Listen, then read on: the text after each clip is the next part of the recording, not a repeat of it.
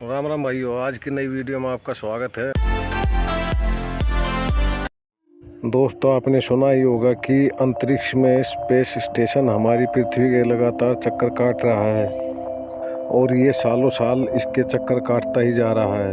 पर आपके दिमाग में ये सवाल तो आता ही होगा कि स्पेस स्टेशन अंतरिक्ष से गिरता क्यों नहीं है और इसमें कौन सा ईंधन इस्तेमाल होता है और क्या इनका ईंधन कभी समाप्त होता भी है या नहीं, जो ये लगातार चलता ही जा रहा है।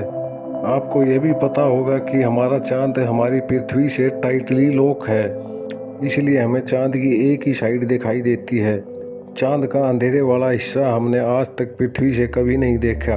हालांकि चंद्रयान 3 ने वहां पर उतरकर वहां की कुछ तस्वीरें ली हैं और कुछ रिसर्च भी की है, लेकिन पृथ्वी से चांद के उस हिस्से को कभी नहीं देखा। आखिर किस कारण पृथ्वी का गुरुत्वाकर्षण बल उसे इतना प्रभावित करता है कि उसे फ्री घूमने नहीं देता। जब हमारी पृथ्वी का गुरुत्वाकर्षण बल इतना प्रभावित करता है, यानी 4 लाख किलोमीटर दूर चांद को प्रभावित करता है, तो हमारा इंटरनेशनल स्पेस स्टेशन पृथ्वी के गुरुत्वाकर्षण बल की मार से कैसे बचा हुआ है? क्या यह चांद से भी ज़्यादा दूरी पर है? जो चांद हमारी पृथ्वी के समुद्र को इतना प्रभावित करता है कि समुद्र में इतनी हलचल मचा देता है, समुद्र में ज्वार भाटे उत्पन्न कर देता है, वो चांद स्पेस स्टेशन को अपनी तरफ क्यों नहीं खींच लेता और उसको प्रभावित क्यों नहीं करता, या करता है तो कैसे करता है? दोस्तों, अंतरिक्ष वैज्ञानिकों के लिए एक रहस्य बना हुआ है।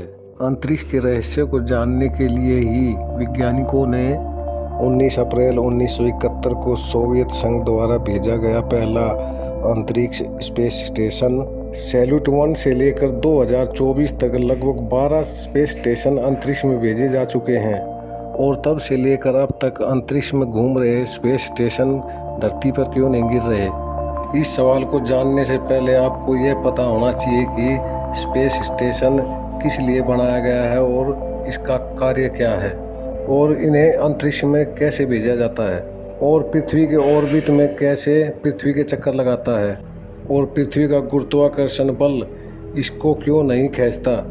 तो चलते हैं इन्हीं सवालों का जवाब पाने के लिए वीडियो में आगे। दोस्तों, कई दशकों पहले स्पेस स्टेशन को एक मात्र कल्पना माना जाता था और साइंस फिक्शन माना जाता था, और ये स्पेस लवर तक ही सीमित था, जब तक 1940 में यह साकार नहीं हो गया। वास्तव में स्पेस स्टेशन एक अंतरिक्ष यान की तरह होता है, जिसे ISS भी कहा जाता है, जो लंबे समय तक वैज्ञानिकों को अंतरिक्ष में ठहरने की सुविधा देता है।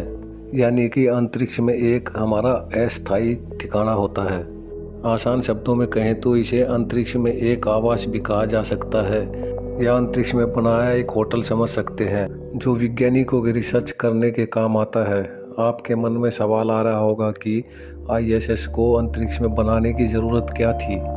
इसके जवाब में कई वैज्ञानिक तर्क दिए जा सकते हैं, जैसे मानव शरीर पर वेट लॉस का परीक्षण, अन्य ग्रहों की जानकारी लेना। हमें पृथ्वी के वातावरण के कारण अंतरिक्ष में साफ दिखाई नहीं देता, परंतु हम जब स्पेस स्टेशन पे होते हैं तो हमें घने बादलों की और वातावरण की मार से अलग सब कुछ साफ दिखाई देता है। लेकिन इन सभी तर्कों का मोल है जिज्ञासा। हम अधिक से अधिक अंतरिक्ष के बारे में जानना चाहते हैं। दोस्तों, यदि आपसे कहा जाए कि इस यूनिवर्स में हमारा अस्तित्व केवल एक कण के धूल के बराबर है, तो यह कहना बिल्कुल भी गलत नहीं होगा। और इसी तरह अंतरिक्ष में छिपे हजारों रहस्यों को जानने के लिए अंतरिक्ष में एक स्पेस स्टेशन का निर्माण जरूरी था। एक ऑर्बिटर स्टेशन को बनाए रखने का उद्देश्य कार्यक्रम के आधार पर भिन्न होता है। स्पेस स्टेशन को अक्सर वैज्ञानिक उद्देश्य के लिए लॉन्च किया गया है, लेकिन बीते कुछ सालों में मिलिट्री लॉन्च भी हुए हैं। पहले अल्प विकसित स्टेशन 1969 में 2 रशियन सोयूज व्हीकल को जोड़कर बनाया गया था।